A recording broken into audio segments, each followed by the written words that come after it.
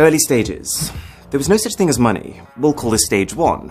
The only way to buy something off someone was to go up to them and be like, "Oh, I really like your horse. I'll trade you my cat for it." Sorry, Milo. I'd never trade you. But the issue with a system like that is that even though you might be perfectly happy to give up your horse, you just might not want a cat. So that trade will never happen. But that's where currency came in. Stage 2, coins, which, because they were made of precious materials like gold and silver, everyone just accepted that they were worth something. You've heard of the British pound, right? Well, the reason they're called pounds is because £1 literally just used to be £1 of silver. And so all of a sudden in a trade, it doesn't matter if you don't want my cat. As long as I have coins, we can still trade for your horse. Even if you have no use at all for the silver, because it's a precious material, you have that reassurance that you can take that coin, give it to someone else, and trade for something that you do want. Convenient, right? But then this evolved to stage 3. As banks became established and governments had control, we realized that as long as there was trust in the system, we could move away from needing to carry blocks of precious metal towards something even more convenient. Paper money. It does the same thing, but now the money doesn't have value because it's made of pure silver, it just has value because the government says it has value. Like this £10 note here in the UK, the note itself is just made of, well, it's actually made of plastic. They changed it recently because it's more durable. But if you look closer, you can see that all this actually is the Bank of England promising that they will pay the bearer of this note £10. Really, this is just a receipt, a kind of proof that you own a certain amount of money. But as technology has improved even further, we found even more convenient ways of storing and trading our stuff. We're now in what I would call stage 4, where more people than ever are buying things online and using credit cards, and really when you're at that stage, we don't see our money anymore. It's not about coins or notes or cats, it's just entries on a spreadsheet. Like when I buy a music album from Amazon, all that's happening is that my bank adds an entry in my spreadsheet that says Aaron now has $10 less, and then Amazon's bank adds an entry that says they have $10 more. So, the reason I've given you this entire intro is to give you context on where cryptocurrency sits. It's seen by many people as the most convenient era of exchange ever. Stage 5.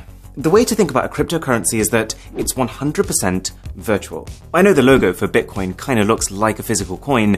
It really is a Bitcoin now. But with crypto, there is no gold, there is no silver, there is no paper. It really is just the transfer of digital assets. But the core concept is exactly the same. Think of them as literally just running spreadsheets of who's paid what to who. But instead of multiple banks keeping their own separate records, with crypto, there is just one enormous spreadsheet of every transaction made using that currency. And this is called a ledger. Okay, we all love a good spreadsheet, but what's all the fuss about? Why is everyone going crypto crazy? Well, there are some distinct advantages to a currency system like this. One, it's decentralized, which means that while every transaction of a given cryptocurrency is all recorded on the same ledger, there are many, many copies of that ledger, and anyone who is a part of the network has one. You might have heard of cryptocurrency mining, or Bitcoin mining. Well, all that is someone who set up a computer to crunch through transactions on their copy of this ledger or spreadsheet. There are already about 1 million Bitcoin miners around the world, and Bitcoin is just one type of cryptocurrency. The reason they're doing it? Well, if you dedicate your computer's power to mining, say Bitcoin, then you will earn some Bitcoin as compensation. So the result of this is that if I go into a store and spend 5 Bitcoins on something, then instead of just checking with one bank's records, the shop instead checks with every single computer on this network if I have enough. And assuming I do, each computer will give the go-ahead, and then every single one will update their records independently.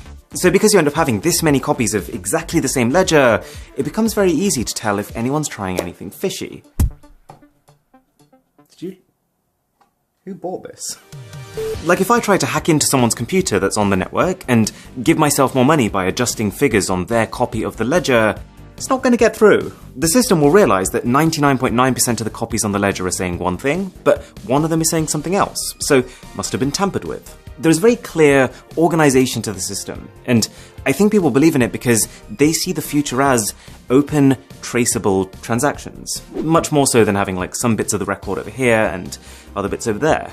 And I know it seems complex at this point, but as we go through this, I think you'll realize that for a lot of people, in a way, it's simpler. There are plenty of areas in the world that have internet access, which is all you'd need for crypto, but don't have access to traditional banks, which require a lot of paperwork and documentation. 2, and I've kind of implied this already, but the main perk of crypto is that you don't need banks anymore. Because everything is stored by the people on this ledger, you can make international payments almost instantly instead of it taking half a day with no spending limits. Plus, you don't need to worry about exchange rates, you don't need to worry about interest rates, and even transaction fees are close to zero. For some cryptocurrencies, that is. But this is where the real fun begins. Fun at parties, I promise.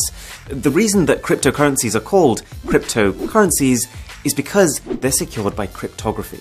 And one example of this, which a lot of the major cryptocurrencies like Bitcoin use, is blockchain. Now, people often get confused by this. Blockchain is not Bitcoin. Blockchain is not a currency itself. Blockchain is just a secure type of ledger. So you know that big spreadsheet that everyone has that's recording transactions? Blockchain is just a way of organizing it, funnily enough, into blocks. So every time I pay for something with Bitcoin, that transaction is recorded as a block. Each block contains transaction data, like who was paid and how much, a hash, which is a unique identifier, and the hash of the previous block in the sequence, or the last transaction that was recorded. And the pivot on which this system rests is that if something in a block is changed, then that block's hash will change. You might be starting to see where this is going. Because each block also contains the data of the previous block, if the hash of the block here changes, then the next block will no longer have a matching hash with it, and so every subsequent block after that one becomes invalid. So if you combine this with what we talked about earlier, this whole idea of a million different users all having their own copy of the blockchain ledger, then if I wanted to fraudulently create a transaction that, say, paid me money, I'd have to not just tamper with a block and every single block after it, but I'd also have to do this on at least 500,000 computers around the world, so that the majority of computers in the system are also consistent with the one I've tampered with. Probably not going to happen.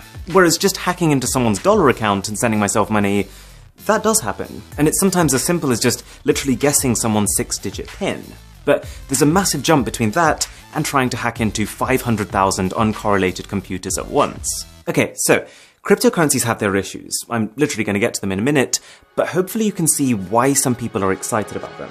And that brings me on to investments. You've probably heard of people putting money into cryptocurrencies, and all that means is that they're exchanging normal currencies, like dollars, for cryptos, like Bitcoin. They're hoping that those cryptocurrencies become the next big thing, and therefore suddenly shoot up in value, at which point they can then either spend them, or just exchange them back for more dollars than they bought them for. There's actually a term for cryptocurrencies that skyrocket like this: going to the moon, or mooning, but that can mean something very different depending on who you talk to. But the one decision that someone would have to make at this point is, which cryptocurrency?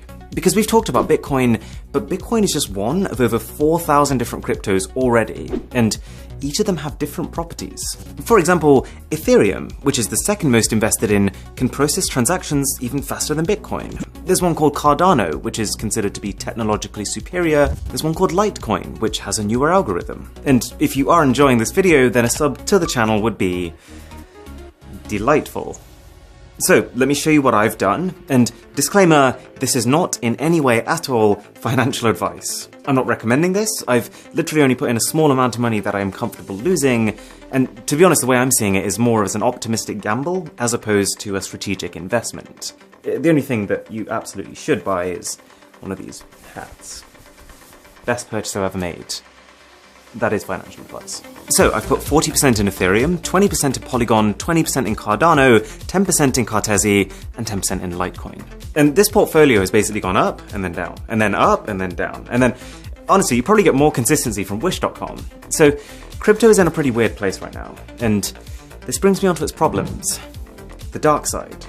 One of the main ones is exactly this. The reason I think a lot of people don't take crypto seriously is its volatility. Because these currencies are so new and they're completely digital, unlike, say, the market for gold, no one really knows what they should be worth. And so you find that crypto prices are quite heavily speculative. They're tied to the news cycle. Like when a glowing article comes out about them, prices spiral upwards, but then when Elon Musk posts a tweet that puts them down, they go way down. Two is the fact that they're not really accepted as a form of payment in, well, most places. Like, yes, I can now book holidays with crypto, I can donate to Wikipedia with crypto, but there's been a lot of companies who are pretty back and forth with it. Microsoft, Tesla, even Burger King are examples of companies who said they were going to accept Bitcoin, and then they said they weren't going to accept Bitcoin. 3. there can be an environmental concern. See, the whole reason why a lot of these cryptos are so secure is because of this concept of transactions being verified many, many times by many, many computers. So I think it's a fair criticism that that in itself creates a fundamental inefficiency. That much computing power requires a lot of electricity. But at the same time, you could counter this by saying that traditional banking uses more electricity, that there are newer coins with better technology that are more efficient, and that one day we'll be able to get that electricity from renewable sources. Depends who you ask. And 4, there's also a pretty strong sentiment that because there's no real policing or regulation on crypto right now, it's like the perfect currency for criminals.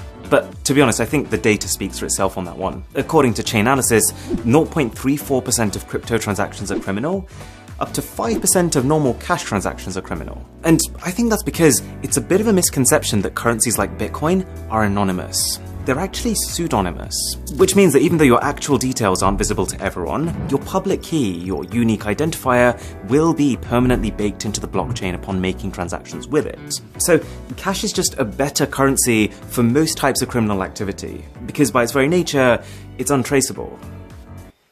Don't ask me how I know that. But as well as the negatives, there are also just some straight-up odd things that have come about because of crypto. For example, you might have heard of an NFT, a non-fungible token. If you haven't, you might want to take a seat for this one. I don't want to call it stupid, but this one's a head-scratcher. So, you know how now you can go into an art gallery and you can pay to own a painting? Well, now, thanks to the blockchain, you can pay just to have digital ownership over something. So it doesn't stop anyone from using or sharing that thing, but all it means is that you'd effectively be the owner of the original, and they'd all be sharing copies of it, even if, for most intents and purposes, they look and behave identically. Like, a lot of these NFTs are literally just JPEG images. I think the reason some people find this stupid and kind of funny is that there's a distinct difference between buying an NFT and buying the rights over something. So if you buy the rights over something, that's a very legitimate purchase because you can create merch or sell licenses. With an NFT, you can't. The original owner still has all the reproduction rights over that piece. All it is that you're using the blockchain to prove that you have some ownership over that asset. But clearly, just being able to say that has some value, because